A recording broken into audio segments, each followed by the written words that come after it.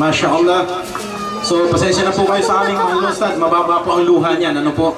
Pero nagagalit pa minsan-minsan. Pero hindi naman galit. Ano, may katanungan po kayo, mga sister. Isang kabang bigas po ang iririgalo. Wala pong katanungan, sayang, nagbago na isip ko. So, Masya Allah, yung pangalawa pong haligi ng Islam, kanina sabi ko, yung unang haligi yung shahada. Na kayo ay sasaksi lamang. Kung sino man sa inyo naniniwalang merong nag-iisang Diyos lang, sasaksi lang kayo. Nasasabihin mo, ako ay sumasaksi na walang ibang Diyos na dapat sambahin maliban sa Allah. At ako ay sumasaksi na si Propeta Muhammad ay sugo alipin ng Allah. At ang pangalawang haligi po ng Islam ay yung pagdarasal. Ano po? Dahil ang mission po natin, mga sister, brother, dito sa mundong ito, hindi po talaga yung maghanap buhay. Hindi yung mag-asawa, magkaanak, damitan yung anak, paaralin yung anak. Hindi po yun.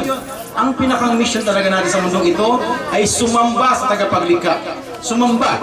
Ha? Sambahin natin yung naglikha ng araw, ng buwan, ng bituin, ng ulap, ng lahat ng nakikita, din nakikita. Sasambahin natin siya. Yun po ang mission natin, mga sister. Ano?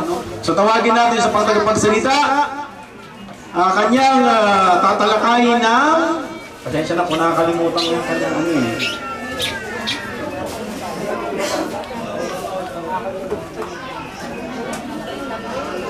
Ano ang kahalagahan ng Islam sa buhay ng tao?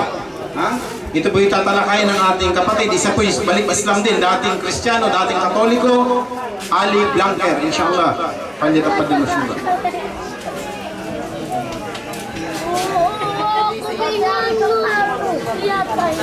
So mga sister, mag-isip kayo ng tanong, ano? Kasi may regalo isang kabang bigas sa magtatanong.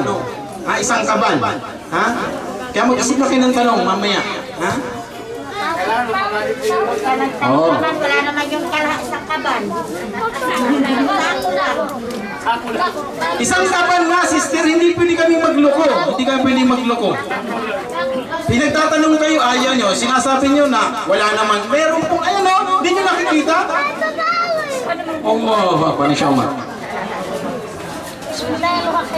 Maraming salamat, Brother Nasser. Ang aking tatalakayin ay naituka sa akin ng mga brother ay ang kahalagaan ng Islam sa ating buhay. So bilang pampagising, parang naantok yata kayo eh. Trivia muna tayo. Ha? Sino mga estudyante dito? Taas ang kamay. Aba, marami. Okay. Mula noong 1380, sino ang kauna-unahang misyonaryong Arabo ang napadpad sa Mindanao, partikular sa Tawi-Tawi? Isa hanggang 5. Oh? Pero hindi ito lahat. Pipili lang ako. Ay, alam ko yan. Panglugto. 1380. Sino ang isang sheikh na napadpad sa Simonong Island sa Tawi-Tawi? Dadagdagan pa ito ni Brother Nor, may 1,000 buyan. Ito ay patunay kung kayo ay may pagmamahal sa ating bayan at lalong-lalo na sa pananampalatayang Islam, ito ay may ugat doon sa ating tinatalakay ngayon. 1380, taga-doon kayo. Imposibleng nakalimutan nyo ito. 1380, sino ang misyonaryong Arabo? Diyan siya liniping. Ginagaya ito ng mga turista. Sino? Ha?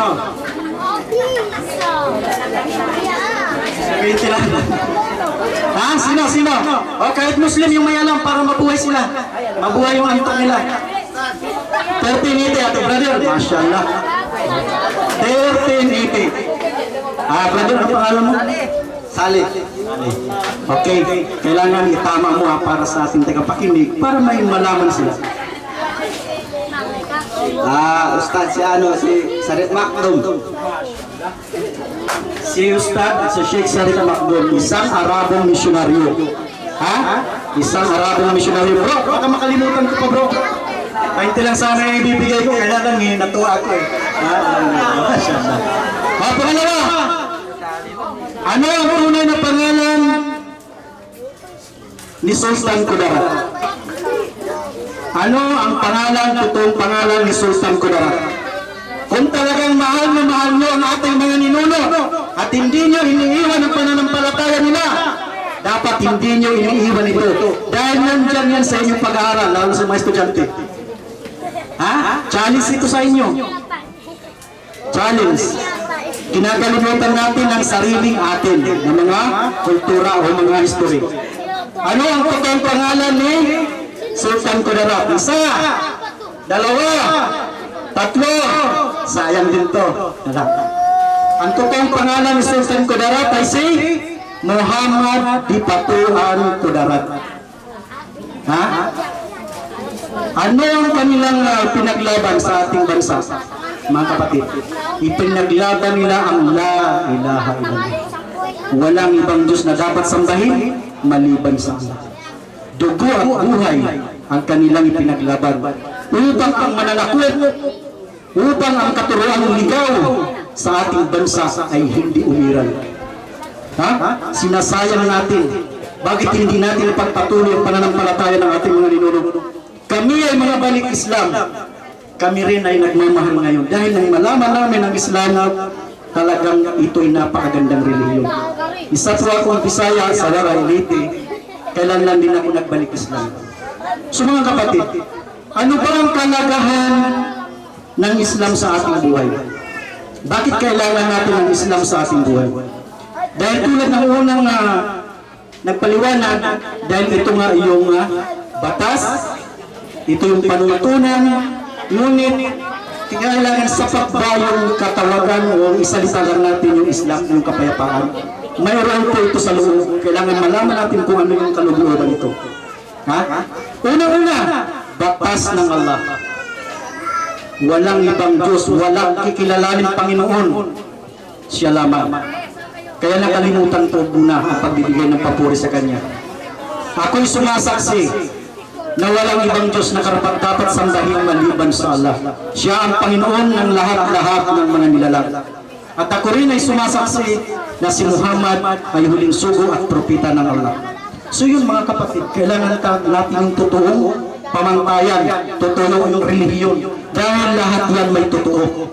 Upang hindi tayo maligaw, mayroon yan pamantayan ng ating buhay. Dapat na mga kapatid, kayo ang malapit at kayo ang maglaban nito dahil kayo yung mga taga Mindanao.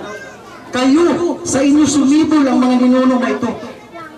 Kaya ipagpatuloy ninyo ito. Ituro ninyo sa ating mga anak hanggang sa ating mga apo. Huwag natin kalimutan ang katuruan ng Propeta Muhammad sallallahu alaihi wasallam. Ano pa? Para natin na masolve yung kapayapaan. Batas eh. Tulad halimbawa, lahat kasi may batas tayong sinusunod. O kaya tulad ng lugar niyo, may batas dito. Halimbawa, 10 p.m. may batas. Na kailangan 10 p.m. hindi na siguro mag-iingay o yung mga video okay, di ba? Dapat masunod yun. Dahil kapag binulyuman mo pa yung pagkakanta mo, maraming magagalit sa'yo. Nasaan yung kapayapaan? Ba? Wala doon yung Islam. Dahil maraming magagalit sa'yo. Okay. Ganon din sa mga hayop, may patas yan. Subukan yung galawin yung isang hayop na hindi sa'yo, magagalit din yung may-ari. Yan ay batas. Kailangan yan may mga pamantayan na ating sinusunod. Una-una sa ating kapwa. Babatiin natin ang ating mga kapatid na Muslim. Assalamualaikum, sister. Hindi yan, Assalamualaikum, sister. Yeah? Parang yun ang klaseng kapayapaan yun. Kailangan titingnan mo yung sister mo sa mata at ngitian mo siya. Para nang sa ganun mapanatag siya. Dahil ang Islam ay kabilang sa kapanatagan, afiyah. Kaya may mga dua tayo, Allahumma inni as'alukal afiyah. Ipanatag mo, Panginoon, ang aming mga damdamin. Kabilang yun, kapanatagan, afiyah.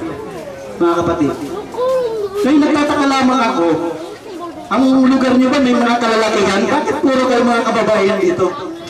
Diba? Pag-uwi niyo mamaya, tarating niyo yung mga asawa niyo. Sabihan niyo, dapat kayo yung nakikinig dito. Dahil yung mga speaker ay mga brother, mga kalalakihan. So mga kapatid, yun lamang. Kaya kailangan natin talaga yung Islam. Dahil ang Islam lamang yung may tamang pamantayan. Ha? Tamang pamantayan. Pantay-pantay. Sa pananampalataya, sa kapwa at sa lahat ng batas na umiiral sa mundo. Ano pa ba ang mga kailangan ninyong malaman bukod sa ano? Kaya ako naman ang magtatanong. Ano pa ba ang kailangan ninyong malaman tungkol sa pananampalatayang Islam? Ha? Meron pa akong pang-doon. Ha? Yun lang, yung mga estudyante natin, walang nakasagot. History ng bansa. Kailan dumating si Magellan? Kailan dumating si Magellan sa ating bansa? Sino marunong kumanta? Brother, sino marunong kumanta ng kanta ni Yoye Villamin? Alam doon yun. Ha? Kailan? Kailan? Allah, pagpatutin pa yung bata eh. Nag-aaral ka bro? Mashallah. Halika bro, anong pangalan mo? Anong pangalan mo? Nawa. Ano kailan yung dumating si Magellan? 1521. Sino pumatay kay Magellan? Ha? Sino pumatay kay Magellan? Para madagdagan. Sino? Tuwasan ako sa'yo, kaya lang 20 lang. Ha? Yan brother. Alam mo, nakakatuhan tayo, pero may history, may aral dito mga kapatid. Kahit nagkakaganito tayo, nagkakaipon-ipon, dahil kung wala kami dito, wala din kayo. Ha, di ba? Kailangan natin magbalik tayo. Anong babalikan natin? Aral, history. Kasi nawawala sa atin yun. Dahil ang ating ngayon, nakakamulatan, yung hindi atin. Dahil sa pananakot. Dumating si Magellan ay March 1521. Kailan lang? Unang-una ang Islam na kay Sharif Makdum na 1380. O ibig sabihin, bago tayo sinakot, ipinamukha sa atin yung Christianity na Trinity, na Diyos Ama, Diyos Anak, Diyos Espiritu Santo, na umaakay sa atin ngayon, para tayo magwatak-watak, ay ito yun. Ha? Ang ipinaglaban ng ating mga ninuno na La ilaha illallah, isang Diyos lang, pinasukan nila ng tatlo. Nililito tayo. Yan ang dahilan kung bakit tayo may mga bayaning Muslim. Ha? Kaya huwag natin yung pagwalang bahala ang kanilang buhay. Alalahanin natin sila. Lalong-lalo na pag-alaala sa Allah at sa kanyang sugo na si Muhammad sallallahu alaihi wasallam. So mga kapatid, hanggang dito na lamang po. Marami pang tagapagsalita. Alam ko nila at kami ay nangyayari. Alam niyo ba na lahat ng pinuntahan namin dito lang kami masaya? Dahil yung mga sasakyan namin, first time namin mabaon. Hanggang ngayon, nandun doon. Allahu Akbar. Sana yung mga brother mamaya tumulong sa amin. Ha? Nalando nila. Masaya talaga. So, mashallah, yung sister kanina, sabi niya, pag magtanungan niya, wala naman niya isang kaban yan eh. Meron pong isang kaban. Ha? Ngayon, ito tunay na. Ito po, manok ito, ready to fry. Lulutuin mo lang, ulam na. Sino magtatanong? Bibigay ko to. Tanong kayo. Ayan, presko po yan. Sino po magtatanong mga sister? Huwag kayong... Ikaw, ito may tanong ko eh. Wala? Sino? Walang gusto magtanong, ulam na oh. Wala kayong tanong, kahit anong tanong. Sabi ko nga kanina, kahit mapakla, mapait, below the belt, magtanong kayo. Pwede kanina pa nagtatanong ako eh. O, ito, tanong kayo. Kayo ulit? Sister, pwede ka na umuwi. Dali mo na to. Pauna ka na.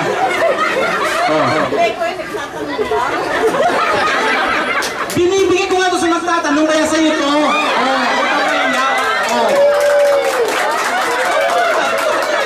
Pwede ka na umuwi. May uwi ka na maulam eh.